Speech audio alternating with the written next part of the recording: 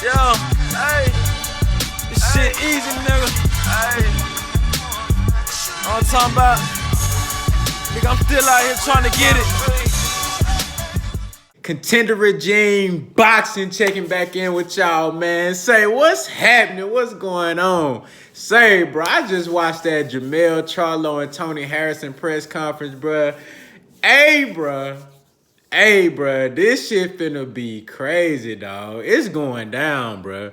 This was one of the best press conferences, one of the most entertaining press conferences I seen in a long time, bro. In a long time. This brings me back to the Mike Tyson days when he used to chew people's head off at the press conference. You know what I'm talking about? Floyd Mayweather in his prime, you feel me? This right here, this crazy, bro. This crazy. Like, I love when you got two guys that don't like each other, bro. Like, they genuinely do not fuck with each other, bro. They don't like each other. Now, you know what I'm saying? I talked about how when they was initially about to have a rematch, but of course, Tony Harrison got an injury. It's a lot of speculation on how that injury may have happened. Some people say he got knocked out, fell wrong, hurt his ankle. However it happened, you know, it really don't matter at this point because the fight is on, but he had an ankle injury. So that kind of threw things out. But I made a video leading up to the rematch initially where in that first press conference for the rematch, Tony Harrison, he got in JERMELL CHARLO's head, bro. Like, JERMELL CHARLO, and I love it because it's so entertaining, but JERMELL CHARLO is so emotionally charged, and I'm not saying that this is a bad thing. It could possibly be negative if this same energy is the energy that he brings in the ring with him, and he don't know if he don't use it the right way. You dig what I'm saying? But initially what I was saying was that, bro, this is a boxer. This is a counterpuncher, an outboxer. Tony Harrison does have some power. Got a suspect chin, but he got power. But his calling card, and especially versus JERMELL CHARLO, is boxing, outboxing. That's what he wants to do. He wants to be the matador versus the bull. You dig what I'm saying? And it seems like he's playing mental games, and he started out playing mental games, which I felt like, which was why JERMELL CHARLO was so hell-bent on trying to get a knockout, charging him, being, you know, overly aggressive, and just using so much aggressive energy as opposed to being patient and setting up his attacks. You know, he was just overly aggressive and, you know, pretty much playing into the hands of Tony Harrison. But initially, Tony Harrison, he did play mind games with him. But now it's to the point to where he's gotten so much in JERMELL CHARLO's head. JERMELL CHARLO, he don't even got to do nothing. All he was doing was just sitting back the whole time before he got his chance to speak. And JERMELL CHARLO is just like livid, bro. Like, it seemed like he about to jump outside his body, bro. Like, he livid. You know what I'm saying? And then when Tony Harrison get up there to talk, you know, he let his shit off too, you feel me? But the whole time, this shit was funny as hell the whole time. JERMELL CHARLO looking at him like, you know what I'm saying? Like, bruh, like he looked like he wanted to get up and slap the hell out of him and fight right now. You know, but shit, Tony Harrison, bruh, he a real one, dog. He held his own. Bruh, hey, I fuck with Tony Harrison, bruh. The way this shit going right now, I got Tony Harrison, I got him up right now because, you know, this is not just a physical game. This is a mental game.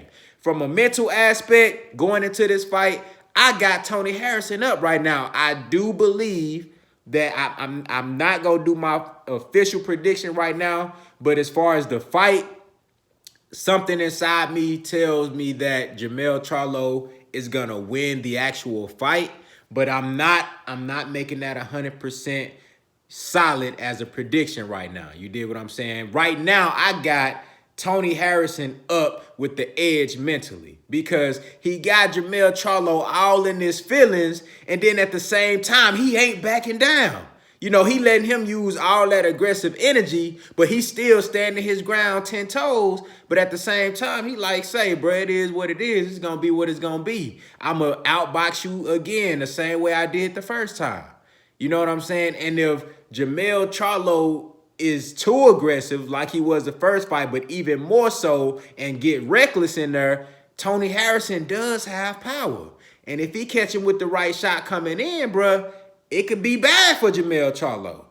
You know what I'm saying? I love the energy that both guys bring in. I really believe that it is possible for JERMELL CHARLO to, you know, twist this energy up and use it, distribute it the correct way. You know, set his shots up, you know, have effective aggression, be patient when you throwing your power shots. But then when you do get him in that on the ropes, or when you get him in a corner, when you get him in a situation where he ain't got nowhere to go, then that's when you let that aggression out. Then that's when you give him punches and bunches and try to take his motherfucking head off his shoulders. That's when you do it. But you can't just jump out the gate just trying to bomb rush him. You can't do that, especially against a guy with some really good boxing skills and some power and good ring IQ. You're not going to beat a guy like that, man. We seen Floyd Mayweather beat plenty of guys just like you, JERMELL CHARLO, because they overly aggressive and they just want to come in and get a knockout.